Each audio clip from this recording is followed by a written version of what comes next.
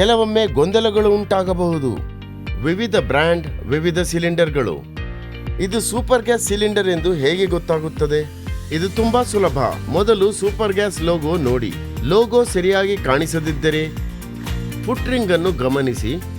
Stay plate ನಲ್ಲಿ engrave ಮಾಡಿದ SHVE ಕಾಣುತ್ತದೆ. ನೆನಪಿಡಿ, ಸೂಪರ್ ಗ್ಯಾಸ್ ಲೋಗೋ ಅಥವಾ ಎನ್ಗ್ರೇವ್ ಮಾಡಿದ SHVE ಇದ್ದರೆ ಮುಂದುವರಿಯಬಹುದು.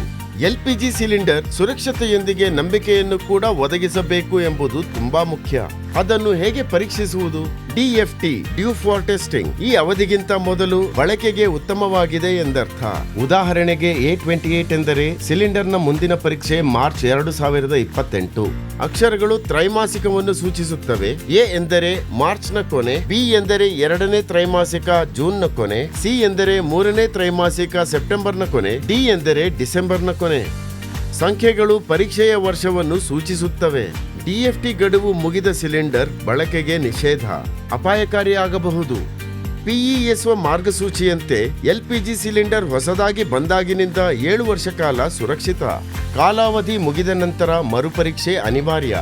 ಯಶಸ್ವಿಯಾದರೆ ಬಳಕೆಗೆ ಇನ್ನೊಂದು 5 ವರ್ಷ ಜೋಡಿಸಲಾಗುತ್ತದೆ. ಸಿಲಿಂಡರ್ಗಳಲ್ಲಿ ಈ ಹಾನಿಗಳನ್ನು ತಕ್ಷಣವೇ ಪರಿಶೀಲನೆ ಮಾಡಿ. ಡೆಂಟ್ಗಳು, ಸ್ಟೇ ಪ್ಲೇಟ್ ಹಾನಿ, ಫುಟ್ ರಿಂಗ್ ಹಾನಿ, ಸಡಿಲ ವಾಲ್ವ್ಗಳು, ಬಾಡಿ ಲೀಕ್, ಬಂಗ್ ಲೀಕ್, ಓ ರಿಂಗ್ ಲೀಕ್ ಇತ್ಯಾದಿ.